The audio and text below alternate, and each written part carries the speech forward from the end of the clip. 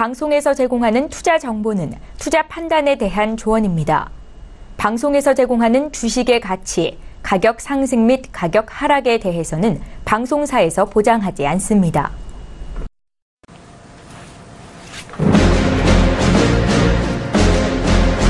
네, 안녕하세요. 해외 선물의 신 시즌2 MC 김은혜입니다. 자, 이번 주는 스페셜 명강의로 이어가고 있는데요. 어제는 2시간 동안 남한산성 트레이더와 함께 캔들에 대한 부분, 그리고 여러분께서 궁금하셨던 파동에 대한 부분을 아주 상세히 알기 쉽게 강의를 도와드렸습니다.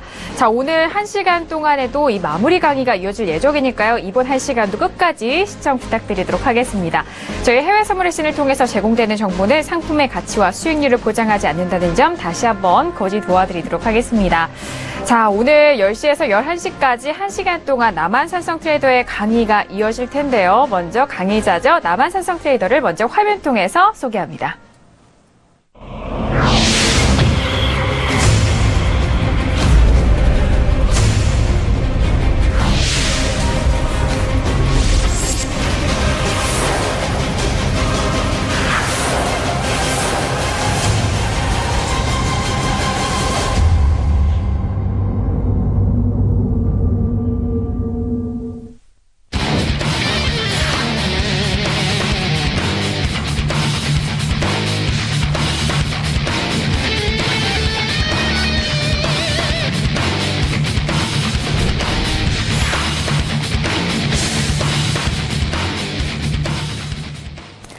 네, 남한산성 트레이더 바로 옆에 나오셨는데요. 인사 나눠보도록 하겠습니다. 트레이더님 어서 오세요. 네, 안녕하세요. 네, 반갑습니다. 자, 어제 이어서 오늘도 이렇게 함께 하는데 어제 파워노트를 아주 속 시원하게 공개를 해주셨어요. 어제 강의를 통해서 많은 분들이 도움이 많이 됐다, 너무 쉽게 잘 알려주셨다라고 말씀해 주셨는데 오늘은 또 어떤 강의 준비하셨나요? 오늘 같은 경우에는 어제 파동에 대해서 설명을 드리는 부분이 있어가지고 조금 부족한 부분을 실제 거래에 어떻게 활용하는지 그 부분에 대해서 좀 설명을 좀 드릴 거고요. 그 다음에 많은 매매하시는 분들이 보조지표를 많이 활용을 하시는데 보조지표를 어떻게 활용을 하는지 그 부분에 대해서 또 설명을 드리도록 하겠습니다. 네, 알겠습니다. 오늘은 어제 시간보다는 더욱더 실전에 가까운 그런 강의를 통해서 여러분들이 실전 매매에 더욱더 도움이 될 수 있는 꿀팁을 알려주신다고 하네요. 자, 그러면 트레이더님은 일어나서 강의 준비해 주시길 바라겠습니다. 자, 오늘은 실제 거래 팁이 될 수 있는 그런 부분들과 함께 보조지표에 대한 부분도 여러분들이 궁금해 하시는데 그 부분을 실전 매매에서 어떻게 활용할지에 대한 부분도 함께 짚어드린다고 하네요. 그렇다면 오늘 3강이죠. 남한산성 트레이더의 파워노트 3강 이어가 보도록 하겠습니다. 자, 트레이더님 시작해 주실까요? 네. 오늘 소개해드릴 부분은 어제 좀 짧게 설명이 끝나는 바람에 중기파동과 NS존 어떻게 활용하는지, 그 다음에 단기파동과 NS존을 어떻게 활용해서 접목해서 거래를 하시는지, 그 다음에 보조지표를 활용하는 방법, 그 다음에 보조지표에 대한 여러분들이 잘못 알고 계시는 오류에 대해서 좀 더 설명을 드리도록 하고요. 네. 그 다음에 좀 시간이 남는다라고 하면 전에 제가 한번 스페셜 강의 때 한번 했었었는데 매매 원칙에 대해서 다시 한번 우리가 되짚어 본다는 그러한 관점에서 한번 설명을 다시 한번 드리도록 하겠습니다. 그러면 먼저 중기파동과 NS존 어제 제가 설명을 드렸었는데 이 부분에 대해서 먼저 설명을 드리도록 하겠습니다. 그리고 중기파동은 어제 제가 설명드린 것과 같이 한 주의 고점과 저점이다. 고점과 저점이다라고 어제 설명을 드렸어요. 근데 이 고점과 저점은 사실상 한 주의 어떠한 변동폭 정도가 되면 굳이 여러분들이 로그 값을 활용을 안 하셔도 됩니다. 이 로그선을 어제 제가 설명드린 것처럼 엑셀로 굳이 이걸 계산을 안 하셔도 돼요. 왜냐하면 변동폭이 짧으면 그 오차 범위가 산술적인 어떠한 수치에 의한 피보나치나 그 다음에 로그 값에 의한 피보나치나 약 한 틱 정도밖에 한 틱에서 2틱 정도 차이밖에 나지가 않습니다. 그러니까 중기파동이라든가 그 다음에 단기파동은 그냥 여러분들께서는 피보나치 보통 증권사에서나 선물사에서 제공하는 HTS에 다 제공이 되니까 거기에 있는 피보나치 수요를 활용을 하시면 됩니다. 그리고 이제 장기 파동 같이 어떠한 레인지가 큰, 변동폭이 큰 월봉 같은 경우는 고점과 저점이 크기 때문에 오차 범위가 좀 꽤 납니다. 보통 한 10틱에서 15틱 정도 오차 범위가 나기 때문에 이 부분에 있어가지고 장기 파동은 여러분들이 하지 마시고 엑셀로 계산을 하시면 충분히 엑셀을 조금만 다루실 줄 아신다라고 하면 충분히 그려 넣으실 수가 있으니까 네. 장기 파동만 로그선은 이걸 값을 계산을 하셔서 하시면 될 것 같습니다. 그러면 네. 중기 파동과 NS존과의 관계에 대해서 설명을 한번 우리가 실제적으로 거래를 한다라는 그 과정에서 한번 설명을 드리도록 하겠습니다. 네. 지금 보시는 차트는 5일입니다. 5일 지금 처음 시작되는 부분, 그러니까 이 부분이 월요일이 되겠죠. 월요일이고 이날이 금요일 이제 종가가 끝나는 날입니다. 그러면 지금 현재 표시되어 있는 이 선들이 중기파동이에요. 그러니까 한 주의 고점과 저점, 한 주의 고점과 저점에 대한 선, 피보나치 선이 되는 겁니다. 그렇기 때문에 박스권으로 움직였을 때는 어떠한 선의 변동이 없다가 고점이 새로 돌파가 되면 선들도 같이 따라서 올라가는 그러한 모습을 보실 수가 있으실 겁니다. 그러면 이 한 주를 만약에 내가 거래를 한다라고 하면 어떤 식으로 거래를 하는지 먼저 이 첫날은 예를 들어서 시가 위로 완성봉이 됐기 때문에 매수를 들어가실 수가 있었을 겁니다. 그러면 이걸 자세하게 설명을 드리도록 하겠습니다. 네. 지금 중기 파동을 통해서 함께 보고 있어요. 네.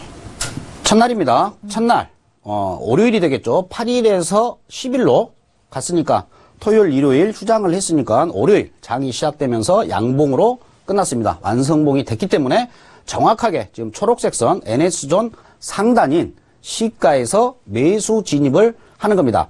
매수 진입을 해서 포지션을 계속해서 홀딩을 하는데 현재 이 화살표 있는 이 지점에서는 청산을 하고 나오는 겁니다. 그 이유는 뭐냐? 음봉이 첫 번째 선 아래에서 종가가 끝났기 때문에 조종 시에 나오는 그렇게 거래를 하시는 겁니다. 그러면 방금 설명드린 걸 다시 한번 설명을 드리도록 하겠습니다. 시가가 52.4만원입니다. 그러니까 거래하시는 분들은 동경장에서 52.4만원에 진입을 하시면 되는 거고 계속해서 포지션을 유지하시다가 이 시간대에 첫 번째 파동 선에서 밑으로 완성봉이 됐습니다. 완성봉이 됐기 때문에 어디서 청산하느냐? 이 선에서 청산하는 겁니다. 이 청산이 52.82가 되는 거예요. 계속 포지션을 끌고 가는 게 아니고 진행을 하다가 음봉으로 왜? 현재 매수로 진입이 되어 있는 상태이기 때문에 청산을 계속 하실 필요는 없는 겁니다. 계속 끌고 가다가 음봉이 나오면서 첫 번째 선을 하향 돌파가 됐으니까 조정 줄 때 이 자리에서 청산을 하시면 되는 거예요. 그러면 이날 거래하신 분은 한 번 진입을 했고 52.4만원에 진입을 해서 52.82에 나왔어요. 약 51틱을 수익을 냈을 겁니다. 이 이후에 거래를 다시 진행을 한다라고 하면 현재 NS존 위에 있으니까 절대 매도는 들어가시면 안 되죠. 여기에서 밑으로 완성봉이 됐다고 여기에서 매도를 들어가시면 안 돼요. 포지션 가지고 있는 것만 청산을 하는 거고 또 매도로 들어갈 수 없는 이유는 이 캔들 어제 제가 설명드린 바와 같이 요주의 캔들이기 때문에 네. 캔들을 하나 봐야겠죠. 그리고 그 다음 캔들도 요주의 캔들이에요. 또 캔들 하나를 봐야죠. 그 다음도 요주의 캔들입니다. 그러니까 캔들 하나를 보고 그 다음 캔들에서는 이것도 요주이지만 그 다음 중기파동 위로 완성봉이 됐기 때문에 진입은 여기서 하실 수는 있습니다. 진입은. 그렇지만 이 캔들도 요주의 캔들이기 때문에 진입을 사실상은 우리가 배운 대로라고 한다라고 하면 진입을 하실 수는 없습니다. 이렇게 이날은 52.4만에 진입을 해서 52.8이 나오시면서 청산을 하면서 50틱의 수익을 내고 이날은 오일은 더 이상 거래를 할 자리는 없습니다. 또한 어제 설명드린 것처럼 어떤 분들은 이렇게 계속 행보를 하면 떨어질 거야 생각을 하고 매도를 진입하실 수가 있는데 절대 NS존 위에서는 매도는 절대 진입을 안 하시는 게 좋다.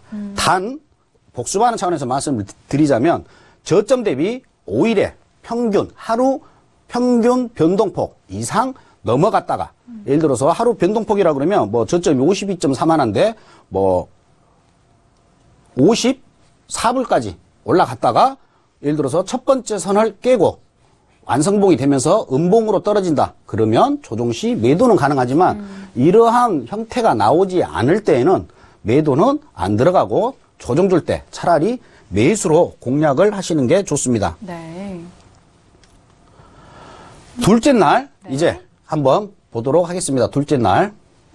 둘째 날 같은 경우에 장이 양봉으로 시작을 됐는데 요주의 캔들이라 매수를 진입을 안 했습니다. 근데 음봉으로 떨어지면서 여기에서 매도로 진입을 하실 수가 있습니다. 보통 매도로. 근데 사실상 이것도 요주의 캔들이기 때문에 진입을 안 하고 예를 들어서 여기에서 매도를 들어갔던 여기에서 뭐 똑같은 선상이니까 네. 53.13에서 어떤 매도자가 매도를 들어갔어요. NS존 하방이기 때문에 일단 청산을 안 하고 만약에 포지션을 계속 끌고 가고 있는 상황이다. 근데 이게 양봉이 뭐 거의 뭐 한 두 틱 정도 위로 시가 위로 NS존 상단 위로 완성봉이 됐습니다. 그러면 캔들이 바뀌는 이때 여기서 청산을 하고 나오는 겁니다. 그러면 똑같은 자리죠. 53.13에 매도로 진입을 해서 53.13에 청산을 하고 나오시면 되는 겁니다. 이후에 완성봉이 됐기 때문에 조정 줄 때 이제 거꾸로 여기서 매도로 진입을 하실 수가 있어요. 그래서 네네. 53.13에서 매도로 진입을 하시면 됩니다. 매도로 진입을 해서 제가 뭐라고 말씀을 드렸냐면 NS존 상단 시가에서 매도를 들어갔을 때에는 1차 목표가는 NS존 하단이 된다라고 말씀을 드렸는데 네네. 굳이 여기까지 기다릴 필요 없이 중기파동 이 분홍색 선 여기에서 청산을 하면 되는데 이 자리가 52.76이 네. 됩니다. 그러면 53.13에 매도로 진입을 하셔서 52.76에 나오시면 거의 뭐 한 40틱, 35틱 정도 수익을 또 내실 수가 있는 겁니다. 첫 번째 매도 진입한 건 거의 뭐 수수료만 나가는 수준에서 본절에 청산을 하고 다시 대기하고 계셨다가 다시 이제 매도로 반대로 진입을 하셔가지고 수익을 낼 수가 있는 그러한 실질적으로 우리가 거래를 할 때 활용을 하시면 됩니다. 이게 이제 두 번째 제가 설명을 드렸던 부분이고요. 네. 3일째 이제 확대를 해서 보도록 네. 하겠습니다. 시가 위에서 계속 진행이 되고 있었어요. 그래서 네네. 시가를 때려서 53.40 현재 이 시가선이 NS존 상단이 53.40짜리가 되는데 네. 여기에서 매수로 진입을 했습니다. 매수로 진입을 했는데 캔들이 시가 아래로 아직 돌파가 안 된 그러한 그렇죠. 모습에 꼬리만 나왔기 때문에 굳이 여기서 매수 진입한 걸 청산하실 필요는 없어요. 포지션을 유지를 합니다. 근데 이 캔들에서 결국은 장대 음봉이 나오면서 시가 아래로 NS존 안으로 완성봉이 됐습니다. 그러면 어디서 손절하느냐? 이 부분을 많으신 분들이 저한테 문의를 합니다. 음봉으로 갑자기 훅 떨어졌을 때 내지는 갑자기 상승을 했을 때 그러면 포지션을 어디서 손절을 해야 그렇죠. 됩니까? 라고 여쭤보시는 분들이 있는데 종가 기준 첫 번째 선, 이 선에서 손절을 하시면 됩니다. 그러면 53.40에 매수로 진입을 해서 53.19에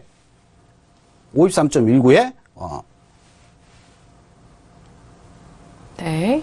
매수 그 부분을 53.19에 매수를 손절을 하고 나오시면 되는 겁니다. 그러면 반대로 이제 일단 포지션은 53.40에 매수로 진입한 건 53.19에 청산이 됐기 때문에 약 마이너스 21틱 정도 손실이 본 상황이 되는 상황인데 다시 위로 완성봉이 됐습니다. 완성봉이 되면 여기에서는 반대로 또 매도로 진입을 하실 수가 있어요. 왜 매도로 진입을 하실 수가 있냐면 다시 설명을 드릴게요. 좀 헷갈리실 수가 있으니까. 네. 처음에 매수로 진입을 했어요. 근데 깨지지가 않았죠. 그렇죠. 매수 포지션 유지. 근데 음봉으로 깨졌습니다. 그러면 이 매수 가지고 있었던 걸 일단 매도로 번째.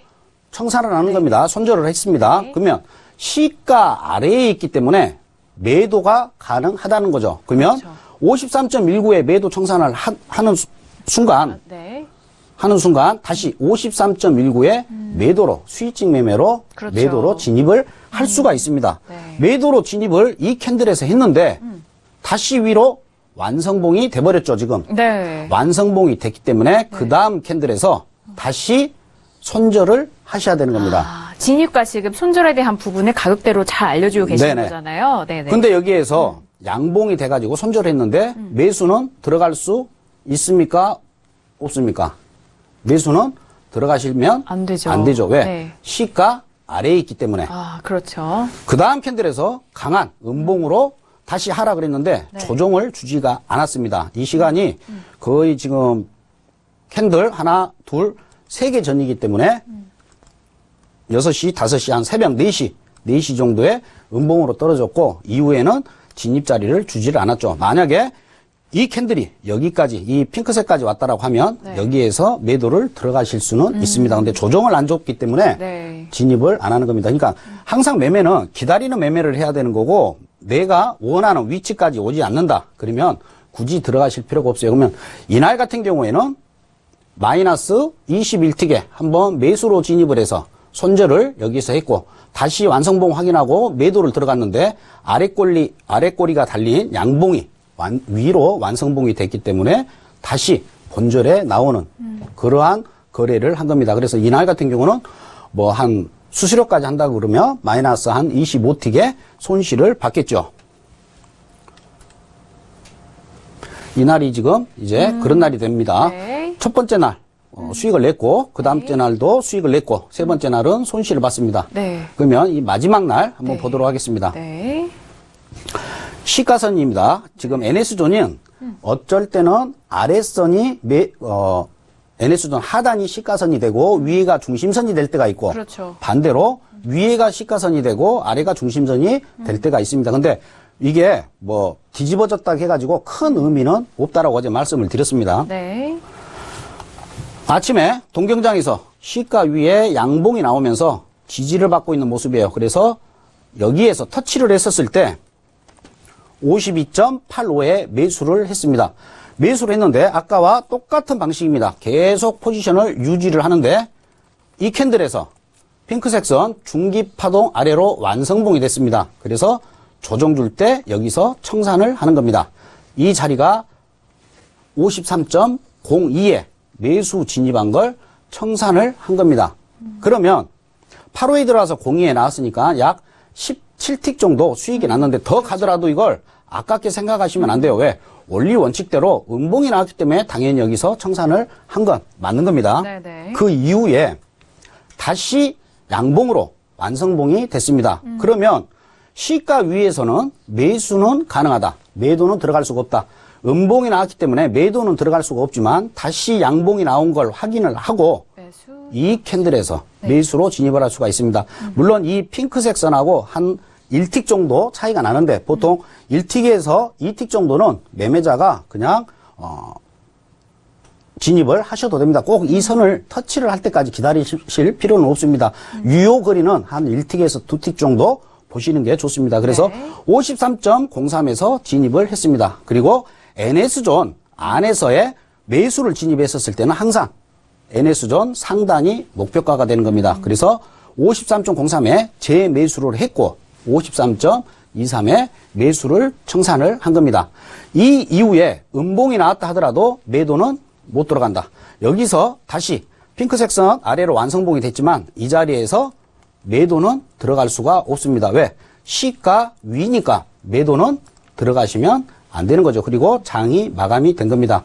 그러면 이날 이 매매자는 60분 캔들을 보고 거래를 하는 데 있어서 52.85에 첫 번째 매수로 진입을 해서 53.02에 청산을 해서 15틱 정도 수익을 냈고 그렇죠. 그 다음에 다시 완성봉 확인을 하고 53.03에 매수로 진입을 해서 53.23에 약 20틱의 수익을 또 낼 수 있는 그러한 매매가 됐고 거래가 됐습니다. 그러면 이 사람은 총 오늘 35틱의 수익을 내게 된 결과가 되게 된 거죠. 네. 그래서 한 주간에 이렇게 손실을 보는 날도 당연히 있습니다. 어떠한 시장이 우리가 원하는 방향대로 내지는 항상 똑같은 어떠한 규칙적으로 움직이지를 않기 때문에 리스크를 우리가 최소화 줄이기 위한 그 한 가지 방법으로 NS존을 활용을 해서 거래를 하는 건데, 이렇게 봤었을 때 이 한 주 동안 매매자는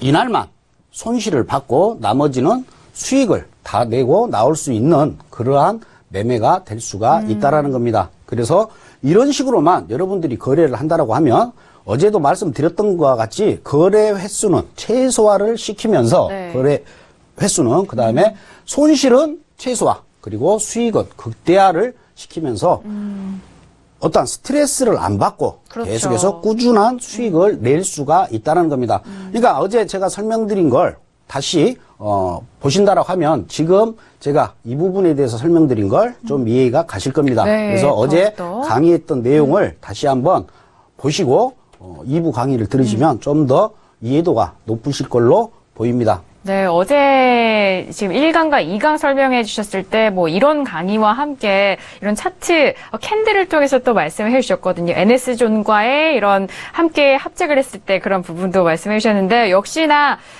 매매 포인트를 짚어드렸어요. 손실은 적게 수익을 극대화하면서 리스크 관리 차원 그리고 스트레스를 덜 받게 할 수 있는 그런 매매 전략에 대해서 말씀을 해 주셨는데 진입에 대한 부분도 최소의 그런 진입으로도 이런 수익을 낼 수 있는 그런 부분까지 함께 설명 도와드렸습니다. 자, 이어서 계속해서 강의 들어볼까요? 어떤 부분일까요, 이제는? 그래서 이제 네. 중기파동에 의해 가지고 중기파동과 NS존을 이렇게 제 차트는 이렇게만 표현이 돼 있어요. 뭐 어제도 설명드렸다시피 어떠한 보조지표라든가 이런 건 전혀 없고 그냥 이 차트만 보고 그때그때 상황에 맞춰서 NS존 아니면 안에 맞게끔 NS존 위면 위에 맞게끔 아래면 아래에 맞게끔 그렇게 거래를 하고 있습니다. 그 다음은 중기파동에 대해서 제가 설명을 드렸다라고 하면 네. 이제 단기파동과 NS존을 같이 혼합을 해가지고 거래를 하는 방식에 대해서 설명을 드리겠습니다. 네. 어제 말씀드린 바와 같이 중기파동은 우리가 60분 캔들로 거래를 하시면 되는 거고 단기파동은 5일 같은 경우에는 보통 600틱의 캔들로 본다라고 말씀을 드렸어요. 600틱의 캔들은 미국장 현재 지금 썸머타임 시행이 돼서 저녁 10시 30분 이전에는 600틱 차트로 보시고 그러니까 단타로 거래를 하시는 분들을 위해서 단기파동과 NS존에 대해서 설명을 드리도록 하겠습니다. 10시 30분 이전에는 600틱을 보시는 거고 10시 30분 이후에는 5분 캔들을 보셔도 무방합니다. 네. 왜 그러냐면 10시 30분에서 보통 새벽 01시까지는 굉장히 빠르게 움직여요. 굉장히 빠르게 움직이니까 5분짜리 캔들을 보셔도 충분히 수익을 내실 수가 있습니다. 이건 지금 하루입니다. 하루인데 네. 지금 현재 보고 계시는 선은 단기파동이에요. 단기파동은 네. 어제 제가 말씀드린 바와 같이 당일 고점과 저점 그러니까 아침 동경장에는 이 폭이 짧겠죠. 아침에는 별로 움직인 게 없으니까. 그래서 단기파동을 거래하시는 분들은 보통 유럽장이 시작된 이후 그러니까 19시부터 거래를 하시는 게 좋습니다. 19시부터 어느 정도 이 한 마디가 형성이 됐을 때 하루 레인지가 어느 정도 됐을 때 적어도 한 50틱 이상 하루 레인지가 벌어졌을 때 거래를 하시는 게 좋아요. 그 시간이 보통 유럽장 시작하는 시간. 동경장에는 워낙 움직임이 짧기 때문에 지금 보시게 되면 지금 17시 같은 경우에 거의 변동폭이 없죠. 여기에서는 계속 치고받고 하기 때문에 굳이 여기에서 스트레스 받으면서 거래하실 필요는 없습니다. 그러면 유럽장이 시작되고 나서 약 19시 한 이 정도 시간이 될 건데 이때부터 거래를 하시면 됩니다. 근데 먼저 NS존 당일 시가입니다. 시가 아래서 거래를 하시는데 여기에서 무조건 매도를 들어가는 게 아니고 조건이 있어요. 동경장에서 계속해서 시가 위에 있었죠. 1시간짜리 캔들을 보고 시가 아래로 완성봉이 됐는지 먼저 확인을 한 다음에 그 이후부터 거래를 하시면 됩니다. 그러면 여기에서 매도로 진입을 하실 수가 있는 거고 청산은 마찬가지입니다. 600틱 캔들도 캔들 하나하나에 완성봉 여부를 보고 여러분들이 거래를 하시면 됩니다. 여기에서 완성봉이 됐기 때문에 매도 진입한 걸 여기서 청산을 하시면 되는 거예요. 아, 나 이거 다 못 먹었네? 이게 더 내려갈지 올라갈지는 아무도 모르는 상황이 있죠. 우리는 이미 지금 지나간 차트를 보기 때문에 그렇게 이해를 하실 수가 있겠지만 정석대로 거래를 한다면 매도를 들어갔다 왔는데 이 위로 완성봉이 됐기 때문에 여기에서 청산을 하시는 게 맞습니다. 그리고 전저점이 깨진 상황에서 조정을 주고 나서 진입은 이 자리에서 진입을 하는 겁니다. 보시게 되면 이 음봉이 아래로 완성봉이 됐었을 때 이때 매도가 가능합니다. 여기에서 매수는 들어가시면 안 되는 거죠. 보시게 되면 양봉으로 첫 번째 단기파동 위로 완성봉이 됐습니다. 그렇지만 여기에서는 매수는 들어가시면 안 돼요. 계속 설명을 드리지만 NS돈 아래, 시가 아래에서는 매수는 절대 불가합니다. 매도만 계속 공략을 하는 거예요. 그래서 여기에서 양봉으로 완성봉이 됐지만 매수는 진입을 안 하고 음봉으로 완성봉이 됐을 때 매도로 진입을 한다. 그럼 뭐 청산을 어디서 하느냐? 이 위로 완성봉이 됐을 때 여기에서 청산을 하시면 되는 거예요. 그리고 다시 여기에서 완성봉이 되면 계속해서 매도는 진입하실 수가 있어요. 그리고 다시 위로 양봉이 되면 손절, 본절에 나오시면 돼요. 그러면 여기에서는 계속 매도 진입, 본절 청산, 매도 진입, 본절 청산 그렇게 됐을 거고 다시 여기에서 매도를 진입을 하셨겠죠. 네. 매도를 진입한 이후에 이 캔들에서 매도를 진입한 이후에 이 빨간색 선 위로 완성봉이 된 캔들이 없어요. 그렇다라고 없네요. 하면 여기까지 수익을 냈을 것이고 네. 이 위로 완성봉이 되면서 여기서 확인을 하고 청산을 하시면 되는 겁니다. 여기에서. 그러면 여기에서 매도 진입해서 이만큼의 수익을 내셨을 거고 아까 여기에서 진입을 해서 이만큼의 수익을 또 단타로 거래를 했더라도 냈을 거고 여기에서 진입을 해서 여기에서 청산을 했을 거고 계속 매도만 공략을 하셔도 단기파동으로 짧게 거래를 하셨다 하더라도 충분히 이렇게 수익을 내실 수가 있다는 겁니다. 그 다음 또 보도록 할게요. 이날은 NS존 위에 현재 캔들이 놓여있는 상태입니다. 그러네요. 그래서 지금 14시고 19시부터 이때부터 거래를 한다라고 가정을 해보도록 하겠습니다. 네, 19시부터. 첫 번째, 7시부터요. 예. 그러면 첫 번째 단기파동 여기에서 매수를 진입할 수가 있는 거고 네. 제가 설명을 드리고 싶은 이야기는 네. 이 밑으로 완성봉이 되더라도 여기에서 매도는 안 들어가는 겁니다. 그렇죠. 항상 양봉으로 올라탔었을 때 매수로만 공략을 하는 거예요. 그렇다라고 보면 지루하게 아침부터 거래를 하신 분들은 진입 자리가 이 시간까지 이때가 약 새벽 1시 30분인데 이때까지 진입을 못 하는 겁니다. 근데 진입을 안 했다라는 것은 손실이 없었다라는 말과 똑같기 때문에 그렇죠. 편하게 그냥 기다리시면 돼요. 오일이 자리를 안 준다라고 하면 뭐 S&P가 됐던 골드가 됐던 유로가 됐던 다른 종목을 같이 어제 설명드린 바와 같이 차트를 맞아요. 열어놓고 그걸 공략을 하시면 돼요. 굳이 계속 올라가고 있는데 추격 매수 하시면 안 되고 거꾸로 반대 추세로 또 매도로 들어가셔도 안 되고 그러면 진입도 안 했겠지만 손실도 없이 충분히 거래를 하실 수가 있다는 거죠. 자, 이제는 또 또 한 가지 더 네. 또 설명을 드리도록 하겠습니다. 네.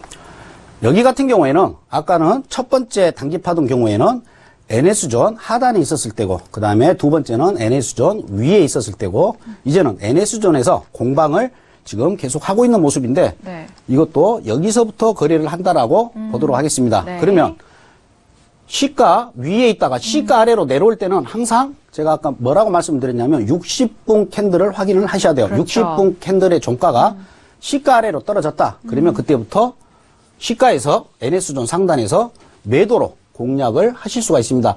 보시게 되면 시가 위로 600틱이지만 완성봉이 된 캔들이 단 하나도 없어요. 그러면 네. 매도로 들어갔을 때 포지션을 유지한다. 그리고 항상 NS존 상단에서 진입을 했었을 때는 NS존 하단에서 청산을 하시면 됩니다. 내가 좀 더 욕심을 냈다 하더라도 이 위로 완성봉이 됐기 때문에 조정 시에 빠져나오시면 되는 거예요. 네. 여기서도 마찬가지입니다. 매수는 안 들어가시는 게 맞는 겁니다. 왜? 시가 아래에 있기 때문에 지금 이 상황에서는 매수는 불가. 계속해서 매도만 공략을 한다. 그걸 머릿속에 두고 강의를 들으시면 됩니다. 중심선 NS존 하단 여기도 마찬가지로 밑으로 완성봉이 됐습니다. 이게 지금 12시 선이기 때문에 종가가 밑으로 완성봉이 됐어요. 여기서 매도로 진입을 하는데 언제 청산을 하느냐? 계속 포지션 유지입니다. 왜? 여기서 보시게 되면 완성봉이 안 됐죠? 네. 600대 캔들이어도 완성봉이 안 됐기 때문에 매도 포지션을 계속 끌고 가는 겁니다. 여기서도 터치만 했지 완성봉이 안 됐어요. 계속 매도 포지션을 가지고 가는 겁니다. 그리고 결국 청산은 어디서 했느냐?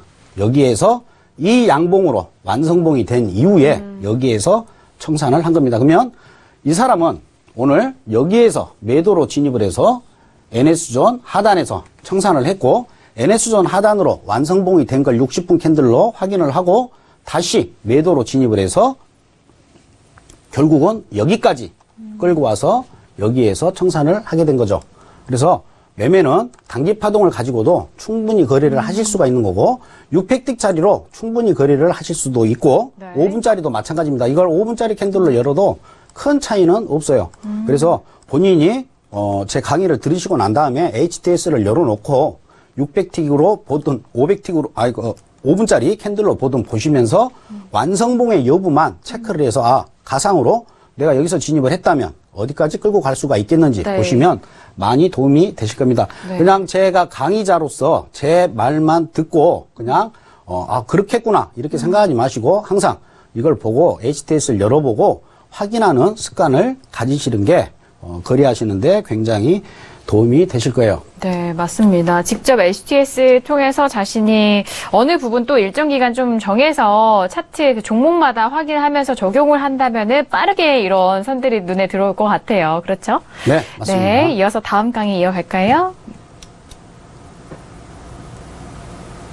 자, 오늘은 좀 실전 사례를 어제 이론을 좀 빗대서 많이 말씀해 주시는 것 같아요. 네네. 많으신 분들이 어제 이제 단기 파동, 중기 파동, 장기 파동에 이해는 되셨는데 네. 그걸 NS존과 결합을 해서 어떻게 거래하는지 문의가 좀 그렇죠. 많이 왔었습니다. 네. 그래서 네. 그 부분에 대해서 제가 지금 이제 보강 설명을 드리는 거예요. NS존 이 안에서의 또 흐름을 볼 수가 있습니다. 이것도 마찬가지입니다. 60분짜리를 확인하고 항상 NS존 위로 양봉으로 완성봉이 됐어요. 완성봉이 되면 매수로 진입을 하고 항상 NS존 하단에서 매수로 진입을 하면 NS존 상단이 목표가라고 말씀을 드렸어요. 그러면 이만큼을 다 먹을 수가 있다는 거죠. 네. 여기에서 매도는 들어가시면 안 되는 겁니다. 왜? 현재 NS존이어도 시가 위에서는 매수만 진입을 하셔야 되기 때문에 매도는 들어가시면 안 되겠죠. 그리고 나서 여기에서 다시 완성봉이 되면 여기에서 매수로 다시 공략을 하실 수가 있는 겁니다. 그러면 완성봉 되고 난 이후에 다시 매수로 진입을 해서 NS존 상단이 이 부분을 다시 또 수익으로 나올 수가 있다는 거죠. 그래서 여러분들이 또 한 번 아셔야 될 게 NS존 하단에서 매수로 진입을 했었을 때는 NS존 상단이 되는 겁니다. 밑에가 시가였을 때. 그리고 시가가 위고 중심선이 아래였을 때 시가 아래로 완성봉이 되면 매도로 진입을 하시면 되는 거고 목표가는 중심선까지 보고 대응을 하시면 된다. 그리고 또 한 가지 여러분들이 아셔야 될 게 시가 위에서는 계속해서 매수로만 공략을 한다. 단 1일 평균 변동폭이 넘어갔었을 때 첫 번째 파동 선을 보고 피보나치 선을 보고 이 선을 깨고 떨어졌을 때는 가능하지만 그 전까지는 계속해서 시가 위에서는 매수만 공략을 하는 거고 시가 아래에서는 계속해서 매도만 공략을 하는 그걸 딱 여러분 머리에 각인을 시키시는 게 좋습니다. 그러면 아까 말씀드린 바와 같이 리스크는 최소화시킬 수가 있고 수익은 극대화를 시키실 수가 있습니다. 그래서 여기까지 단기 파동과 NS존 그리고 중기 파동과 NS존을 같이 혼합을 해서 우리가 거래할 때 어떻게 활용하는지 실전 매매 맞춰가지고 제가 설명을 드렸습니다. 네. 자, 이어서 보조지표 활용이라고 딱 떴는데 앞에서도 트레이더님이 말씀을 해주셨듯이 거래를 하실 때 여러 보조지표를 좀 활용하시는 분들도 있으시고 또 개인의 선택에 따라서 좀 호불호가 갈리는 것 같은데 일단 보조지표에 대한 의미와 그 활용 방법에 대해서도 이 나침반 같은 그런 강의를 해주신다고 하는데요. 자, 보조지표 같은 경우는 어떻게 보시나요? 네. 트레이더님은. 그 부분에 대해서 이제 네. 보조지표에 대한 오류도 설명을 이제 드리겠지만 먼저 아셔야 될 게 보조지표는 우리가 단순하게 특히 이제 초보자이시거나 중급자이신 분들은 이런 용어는 압니다. 아, RSI라는 보조지표, 스토캐스틱이라는 보조지표, 볼린저 밴드, 엔벨로프, 그 다음에 MACD, CCI, 이동평균선, 일목균형표 이러한 각각의 어떠한 보조지표의 이름은 알고 계십니다. 근데 이 보조지표가 어떤 지표인지는 아시는 분들이 없어요. 쉽게 얘기해서 가격지표, 가격에 의해 가지고 만들어진 지표, 그러니까 이동평균선과 일목균형표가 있을 것이고 현재 모멘텀이 얼만큼 앞으로 더 모멘텀이 있냐 없냐를 볼 수 있는 게 RSI와 스토캐스틱입니다. 그리고 현재 추세가 상승이든 하락이든 추세가 있냐 없냐를 알 수 있는 게 MACD와 CCI. 그 다음에 현재 변동성이 현재 이 가격에서 상단으로 상승하게 되면 어디까지 올라가고 하락으로 떨어지게 되면 어디까지 떨어지겠는지 어떠한 변동성에 관한 지표가 볼린저 밴드와 엔벨로프인데 왜 이 설명을 드리냐면 가격 지표에는 장단점이 있어요. 각 지표마다. 모멘텀 지표도 마찬가지고 추세 지표도 마찬가지고 변동성 지표도 마찬가지입니다. 이동평균선과 일목균형표는 같이 볼 필요가 없다라는 거예요. 왜? 똑같은 가격 지표인데 단점이 있는 걸 보완을 하면서 보조지표를 사용을 하셔야 되는데 이제 두 가지 보조지표를 활용을 할 때 말씀을 드리는 겁니다. 이 두 개는 같이 쓸 필요가 없는 겁니다. 차라리 나는 일목균형표를 본다. 그러면 가격지표와 추세지표, 그러니까 MACD와 일목균형표를 조합해서 보시는 게 더 현명한 방법이라는 거예요. RSI와 스토캐스틱을 같이 볼 필요가 없어요.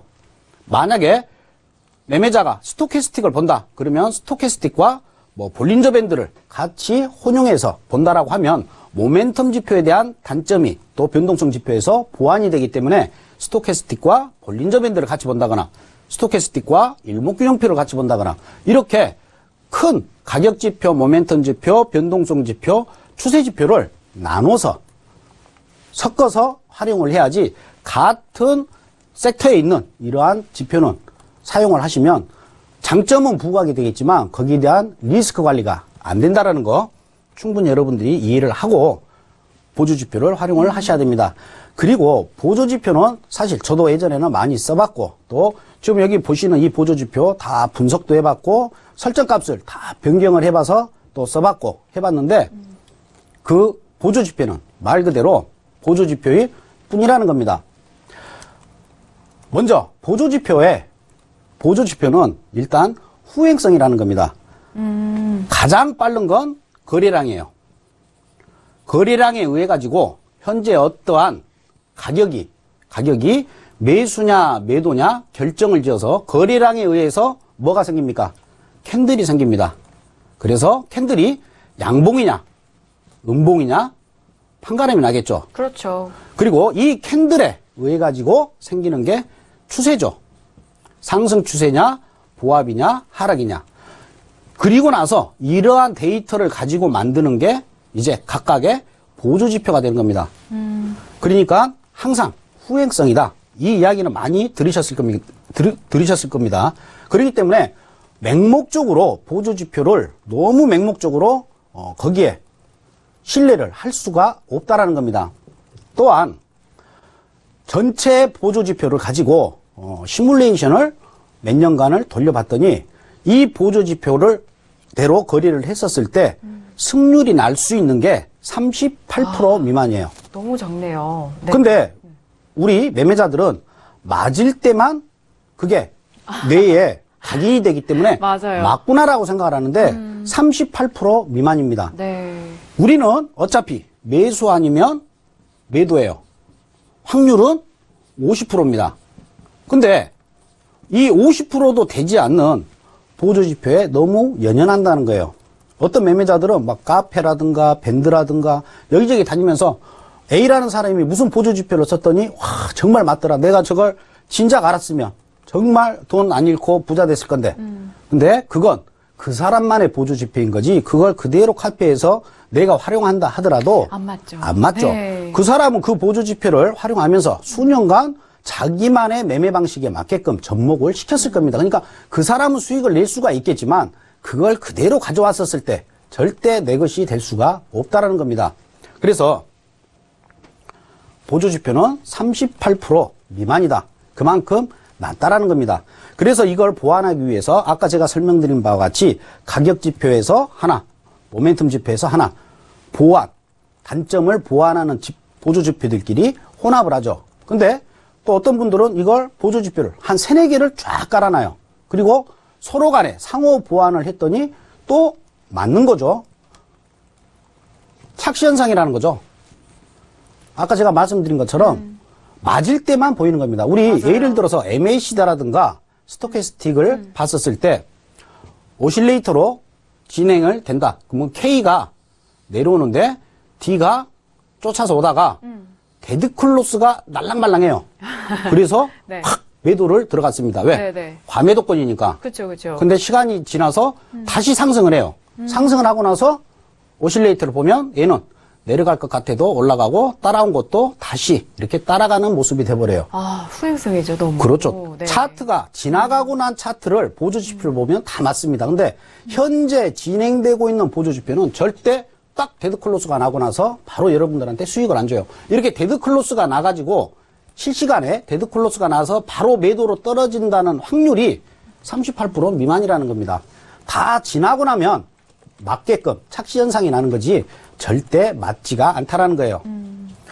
아까 말씀드린 것처럼 보조지표 여러 개를 네. 꼭 황금조합인 것처럼 이렇게 세팅을 해가지고 거래하시는 분들인데 네. 이런 부분도 안 맞다는 거예요. 되도록이면 자기 매매에 맞는 어떠한 보조지표 한두 개 정도만 가지고 거래를 하셔야지 보조지표가 또 너무 많으면 제약이 많고 어제 말씀드린 바와 같이 장애가 될 수밖에 없고 진입을 하실 수가 없고 머뭇거리게 네. 밖에 안 되는 거예요. 왜? 본질을 흐를 수 그렇죠. 있다. 네. 보조지표 3개는 다 매수 시그널인데 내가 총 4개를 본다라고 했을 경우에 한 개가 얘는 매도 신호를 보낸다. 그러면 진입을 못 하는 거죠. 못하죠. 그래서 네네. 황금조합은 절대 보조지표로서의 황금조합은 있을 수가 없다라는 거 여러분들이 참고를 하시는 게 좋습니다.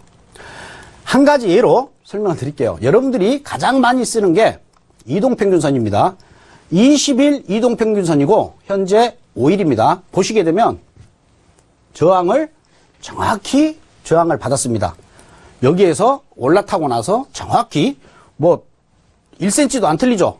딱딱 찍고 떨어지고 또 조정을 주고 올라가고 여기서도 정확하게 지지를 받는 모습을 보실 수가 있습니다. 20일 이동평균선이에요. 똑같은 차트입니다. 60일 이동평균선이에요. 아까 똑같은 차트예요. 어때요? 정확히 저항을 받고 정확히 또 올라가고 정확히 지지를 받죠. 그러면 20일 이동평균선이 맞습니까? 60일 이동평균선이 맞습니까? 정확하죠. 하나 똑같은 차트입니다. 120일 이동평균선을 볼게요. 얘는 더 잘 맞아요. 그죠? 네. 정확하게 지지받고 올라가서 조정 주고 정확하게 지지받고 돌파되고 나서 조정 주고 올라가고 정확히 맞죠? 그러면 제가 이 차트를 캡처를 뜬 게 사실 2년 전입니다. 그때 당시 제 나이가 46살이에요. 그럼 46일 이동평균선으로 한번 보도록 할게요. 네. 얘도 기가 막히게 맞다는 걸 보실 수가 있어요. 그렇죠. 어느 숫자를 여기다가 뭐 여러분 나이 대입시켜도 되십니다. 네. 뭐 32살 되셨다 그러면 30일 이동평균선 한번 해보십시오. 맞습니다. 근데 네. 무슨 황금조합인 것처럼 뭐 엄청난 걸 본 것처럼 이렇게 해가지고 활용하는 거 안 맞다는 거죠. 그래서 적어도 자기 스스로의 어떠한 매매 방법에 맞는 보조지표를 그리고 자기 매매 방법과 자기 매매의 어떠한 단점을 보완할 수 있는 차원에서 보조지표를 봐야지 보조지표를 보고 거래를 하시면 안 된다는 점 여러분들이 유념해서 보조지표를 쓰더라도 거기에 맞게끔 활용을 하시는 게 좋을 걸로 보입니다. 네, 알겠습니다. 이렇게 보조지표까지 말씀을 해주셨어요. 자, 오늘 3강까지 이렇게 알차게 좀 내용을 꾸려주셨는데, 네, 트레이더님 뭐 말씀 준비하신 내용은 뭐 거의 마무리 지어 주신 거죠? 네. 네, 알겠습니다. 자, 이렇게 보조지표까지, 네, 저희가 정리를 도와드렸습니다. 앞선 1강과 2강을 통해서, 이론 강의를 통해서 오늘은 좀 그 이론 강의를 적용해서 실전 매매에서 활용할 수 있는 그 부분들 짚어드렸습니다. 꼼꼼하게, 단기파동, 그리고 중기파동, 이런 다양한 사례를 통해서 좀 말씀해 주셨는데, 3강만 들었음에도 불구하고 이 남한산성 트레이더의 강의 전후로 많은 부분이 달라질 것 같습니다. 자, 트레이더님 이렇게 3시간 이렇게 강의를 함께 하셨는데 마지막으로 시청자분들께 한 말씀 해주시죠. 네. 이번 강의에 제가 네. 서두약 말씀을 어제 드렸습니다. 여러분들이 제 강의를 보면서 네. 유레카 이렇게 감탄사가 나올 수 있는 강의를 준비하겠다라고 말씀을 드렸었는데 아마 초보자들이나 뭐 중급자 분들은 많은 도움이 되셨으리라고 보고요. 또 나중에 또 시간이 또 된다라고 하면 조금 더 디테일한 강의로 여러분들을 만나 뵙도록 하겠습니다. 아무튼 이번 강의가 여러분들한테 굉장히 좋은 강의였으면 하는 바람입니다. 네, 알겠습니다. 감사합니다. 저는 첫 시간부터 유레카를 외치면서 이 3강도 마지막도 유레카가 외치는 것 같네요. 저희 서울경제 홈페이지 다시 들어오시면 남한산성 트레이더의 이 3강까지 이어진 강의를 다시 보게 할 수 있습니다. 좀 들으시다가 더욱더 좀 시간을 가지고 듣고 싶으셨던 분들이라면 저희 서울경제TV 홈페이지 다시 보기 서비스를 활용을 하시면 될 것 같고요. 오늘은 3강까지 이렇게 마무리 짓지만 저희 서울경제 셀플러스를 통해서도 트레이더님의 무료 방송도 계속해서 이어지고 있으니까요. 남한산성 트레이더 계속해서 주목하시면서 함께 해보시길 바라겠습니다. 자, 트레이더님과는 여기서 인사 나누도록 하겠습니다. 트레이더님 3시간 동안 너무 수고 많으셨습니다. 네, 감사합니다. 자, 오늘까지 남한산성 트레이더의 3강 강의 이어졌습니다. 정말 도움이 많이 되셨을 것 같은데요. 다시 보기를 통해서 계속해서 복습하시면서 해외 선물 활용을 해보시길 바랄게요. 저희가 1시간 동안 준비한 소식과 내용 여기까지고요. 저희는 내일 이 시간 다시 돌아오도록 하겠습니다. 함께해 주신 여러분 오늘도 고맙습니다.